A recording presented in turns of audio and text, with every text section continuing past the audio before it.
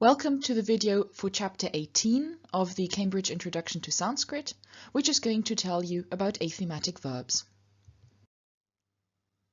The present stems of all the verbs that we've looked at so far have ended in a, the so-called thematic vowel. So, for example, to form a class 1 present tense stem, I take a root, put it into guna and add an a. So, for example, from per I get para. Class 4, I take a root, leave it in 0 grade, and add ya. So from hirsch, I get hirschja.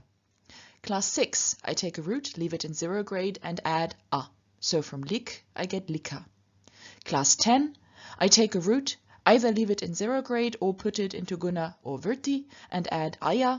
So for example, from chur, I get choraya. All of these forms end in a. The remaining 6 verb classes that Sanskrit has and that we yet have to look at all are athematic, meaning that their stems do not end in a, do not end in this thematic vowel. Another feature that they have in common is so-called vowel gradation, also known as ablaut, of the stem, which means the following. They have 2 stems, a strong stem and a weak stem. The strong stem is used in the active singular, in the present and imperfect. The weak stem is used more or less everywhere else. The strong stem will have an element in guna, and the weak stem will have that same element in 0 grade. So, for example, of the verbal root I, meaning to go, we get the first plural form I mach and the first singular form e mi. The endings should already be familiar to you, mach in the first plural and mi in the first singular. But what's new is what's happening in the stem. And the stem in the weak forms, i.e. in the dual and plural, consists of just the root in 0 grade, whereas in the strong forms, so in the singular, the stem consists of the root in guna. 0 grade vowel I turns into guna e, and it's to these stems, I in the dual and plural, and e in the singular, that we then add our endings, mach and mi, giving us imach and emi. Like thematic verbs, the various athematic verb classes differ in what is added to the root, or what is done to the root, in order to form the present tense stem, and so we need to look at each of these verb classes individually. But before we do that, let's just briefly look at the endings that all athematic verbs use. The endings that you see here, mi, siti, wach, tach, tach, and so on, should be fairly familiar to you because they're the same endings that we've also seen in the thematic verbs, except there, of course, the endings were always preceded by a in the first persons or a in the second and third persons. So we had a, mi, asi, ati, a, wach, atach, atach, and so on. Here, we don't have this a or a, we have just mi, siti in the singular, wach, tach, tach in the dual, and in the plural we have mach, ta, and not what we might expect, nti, but here in the plural we do get an a at the beginning of the ending, and so the third person plural ending is anti. So let's begin looking at the individual athematic verb classes. First up is class 2, and class 2 verbs have their endings added directly to the root, and there are no further affixes. So, for example, of the root I, to go, which we just saw, we have a first singular e, mi, I go, and a first plural I, mach. So again, what is happening here is that it's the root itself that is put into guna in the strong forms, i.e. the singular, and is left in the 0 grade in the weak forms, i.e. in the dual and the plural. So the strong stem would be e, the weak stem would be I, and to that we then add our endings, mi and mach for the first singular and first plural respectively, giving us emi and I mach. Next up, class 3 has something called reduplication that we're going to look at systematically in just a second. So class 3 verbs reduplicate the root. They do not add any other affixes, and it's the root that is in guna in the strong forms and in 0 grade in the weak forms. So, for example, of the root hu, to sacrifice, we get a first singular juhomi and a first plural juhumach. These 2 forms consist of ju, which is the reduplicative syllable, which, as I said, we're going to look at in just a second. Then ho and hu, which is the root in guna and in zero grade respectively, and the endings mi for the first singular and mach for the first plural. So reduplication, let's take a closer look at it. Reduplicating a root means taking the first consonant and the first vowel of that root, putting them together and adding them to the beginning of the root. So for example, of the root taksh, which means to construct or to fashion something, we get a reduplicated form ta taksh. What happened here was that the first consonant, t, and the first vowel, a, were taken, repeated or reduplicated, and added to the beginning of the root, and so from taksh we get ta taksh. Unfortunately, there are a number of formal irregularities in this process of reduplication. Some concern the vowel that's reduplicated, most of them concern the consonant. Now, as far as vowels are concerned, short vowels are reduplicated just identically, as we just saw, a was reduplicated as a. However, long vowels are reduplicated with their short counterpart. So, for example, of da, to give, we get the reduplicated stem da, da. The d is just reduplicated as it is, and the a is reduplicated in its short counterpart, so we don't get da, da, but we get da, da.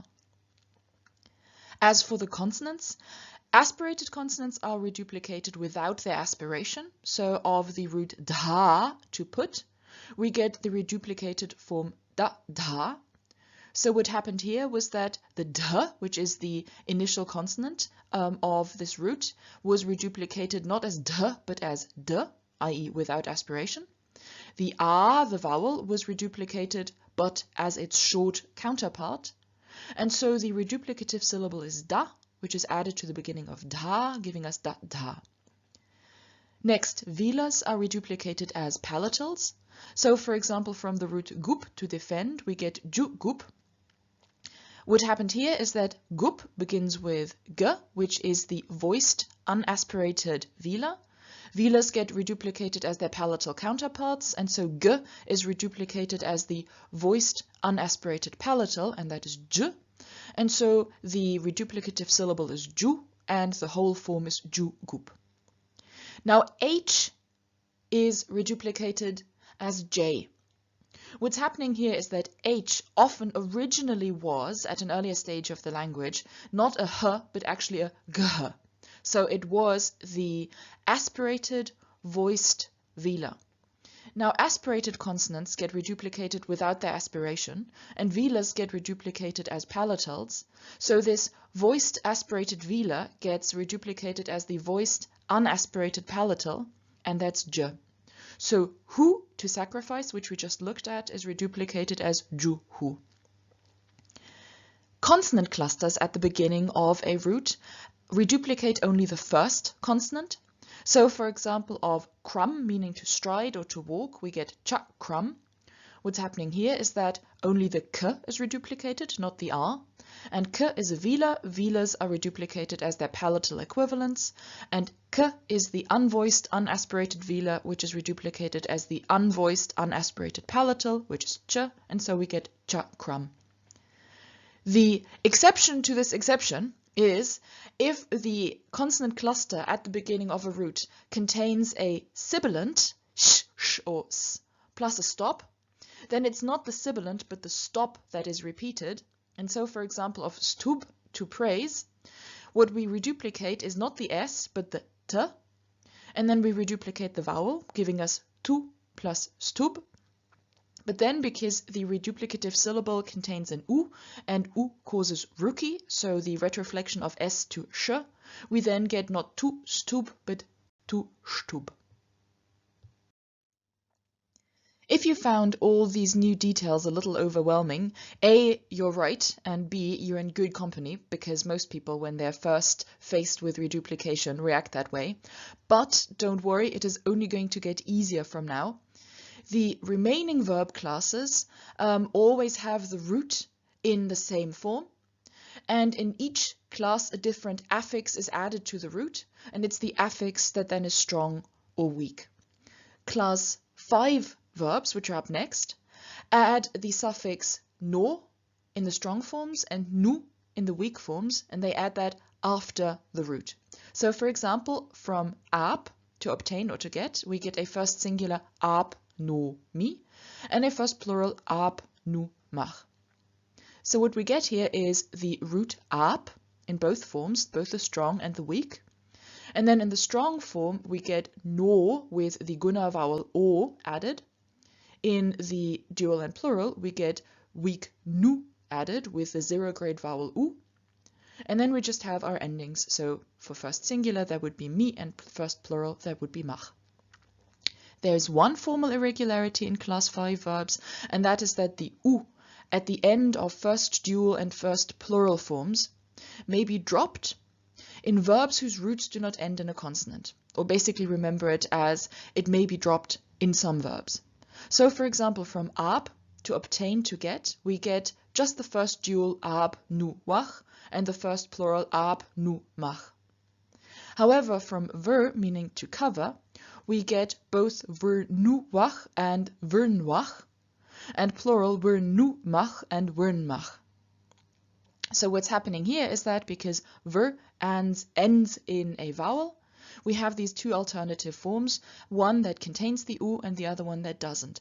Both of them are fairly straightforward to pronounce. Note that we have a little bit of internal sandhi here, which is the retroflexion of n to n. This is something that we first saw in chapter 6 and which we're going to look at more systematically towards the end of this chapter. Next up, class 7. Class 7 roots add na to the strong forms and n to the weak forms, but they add this into the verbal root, and specifically they add this directly before the root final consonant. What does that look like? Well, for example, of root, meaning to hinder or to obstruct, we have the final consonant dh, and it's in front of this dh that strong forms add na and weak forms add n. So we here get a first singular runadmi, again with a change from n to n, and a first plural rundmach. So again, it's before the final consonant of the root, in this case dh, that strong forms add na and weak forms add n. Class 8 roots add o in the strong forms and u in the weak forms, and they add this after the root. So for example, of tan, meaning to stretch or to extend, we get a first singular tan o mi and a first plural tan u mach. So here we get again the root in a form that doesn't change, it's just tan. And then in the strong form we get guna o added, and in the weak forms we get zero grade u added, and after that we simply get our endings that we already know. So for example, in the first singular tan o mi, and in the first plural tan u mach. Just like in class 5 verbs, the u at the end of the first dual and first plural stem may be dropped, so there are alternative forms tanu wach and tanwach, and tanumach and tanmach. Different forms, same meaning. Most existing class 8 roots, of which there are actually not that many, end in n, and so effectively they look identical to class 5 verbs whose stems don't end in n, but they add an n plus an o in the strong forms and an u in the weak forms. Class 9 roots, finally, add na in the strong forms, ni in the weak forms whose endings begin with a consonant, and n in the weak forms whose endings begin with a vowel, which effectively means the third person plural. They add this after the root. So for example, from ver to choose, not to be confused with ver to cover, which was class 5, ver to choose, which is class 9, has a first singular vernami, a first plural vernimach, and a third plural vernanti. Again, we have internal sandhi here, namely from dental n to retroflex n. And that's actually the next thing that we're going to look at, internal sandhi in athematic verbs. And let's actually begin with the n that we just looked at. Now n in front of a vowel can change into retroflex n. The exact details for how this works were introduced in chapter 6. In a nutshell, if you have a preceding R, so either consonantal or vocalic, or a preceding sh, a retroflex S in the same word, then a dental N can change into a retroflex N. This happened, for example, in singular forms that we've seen, such as runadmi or wernami. N in front of another consonant, on the other hand, cannot be affected by this, but rather it turns into the nasal corresponding to that consonant. We've seen this in a couple of dual and plural forms. For example, in class 7, if we look at rud, then the first dual of that is rundwach. So even though there is an R preceding, the N does not change into a retroflex N, because it is followed by a dental dh, and so it just remains a dental N in front of the dental dh. However, if an N is inserted in front of a consonant that isn't a dental, it turns into the nasal that goes with that consonant. So for example, in yuj, meaning to link, we get a first dual yunjwach, and what's happening here is that in front of the palatal consonant j, the N changes into the palatal nasal nya, and so we have yunjwach.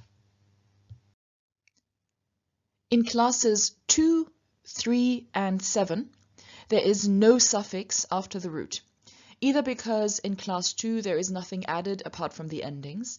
In class 3 we have just the reduplicative syllable before the root, or in class 7 we have something added into the root. So in all three of these classes there is nothing added after the root, which means that if any of these roots end in a consonant, then that root final consonant comes in direct contact with any stops or with the S that can stand as the first sounds of verbal endings. So for example, in front of S, so in front of si, the second person singular ending, we can get loss of both voice and aspiration. So for example, in rud, to obstruct, we have a second singular runat si. What's happening here is, first of all, that the N that is inserted into the root is retroflected. So rather than having runatsi, we have runatsi.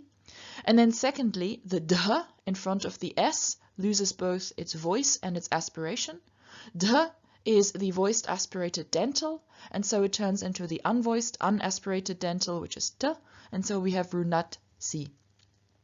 And yes, if you take a step back and for a moment don't look at these as technical grammatical terms anymore, then something losing both its voice and its aspiration is rather tragic.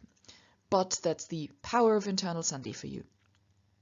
Now, loss of voice or aspiration is possible before stops. So for example, chid, to cut, which is also class 7, so also adds na and n, has a third singular chinati, where the d at the end of chid becomes voiceless in front of the t that begins the third person singular ending t. T is voiceless, and in front of this voiceless t, d also becomes voiceless, so chinati. Then if we have a sound that is both voiced and aspirated standing before a stop, what happens is that we get buddha sandhi, which was introduced in chapter 8. So for example, of rud, again to obstruct, we have a third singular runadhi. So here we have not just the N becoming retroflected to n, but also the voiced aspirate losing its aspiration. So from dh we get d. And also passing on both voice and aspiration to the t that follows. So instead of an ending t, we have an ending dhi. And so the form as a whole is runadhi. Then finally, we once again have palatals appearing as velas in front of a consonant or in front of S. And so from watch, to speak, we get a third singular wakti. And finally, in the second person singular forms, where the ending is si, we have many instances of the S changing into retroflex sh, according to the rookie rule, which was introduced in chapter 9. So for example, in class 2, we don't get e si, but we get e shi. Class 3, not juho si, but juho shi. Class 5, not ab no si, but ab no shi. Class 8, not tano si, but tano shi. So whenever you see this shi Remember, it's just the same as see.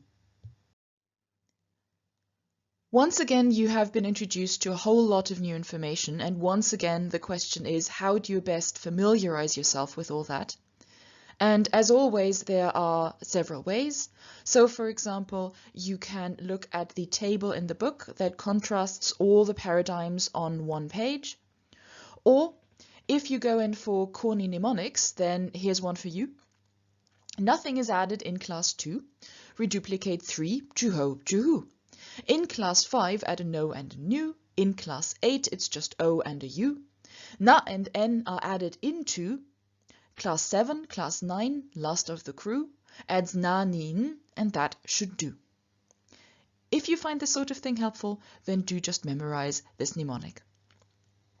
Another practical aspect of being able to identify athematic verbs when you see them on the page, in an exercise, in a text, and so on, is to be able to recognize forms in spite of all their internal sandhi. So, be able to recognize retroflex N's for dental N's, retroflex S for dental S, unvoiced instead of voiced sounds, unaspirated sounds instead of their aspirated counterparts, velars instead of palatals, and so on. If you find this a little difficult, then go back to chapter 2, where the system of Sanskrit sounds was first introduced. That was it for this chapter. We hope that you found this video helpful, and if you have any comments or suggestions, we would love to hear from you. Please do write to us at ruppel@cambridge-sanskrit.org. And now, for your own work on this material, good luck and have fun!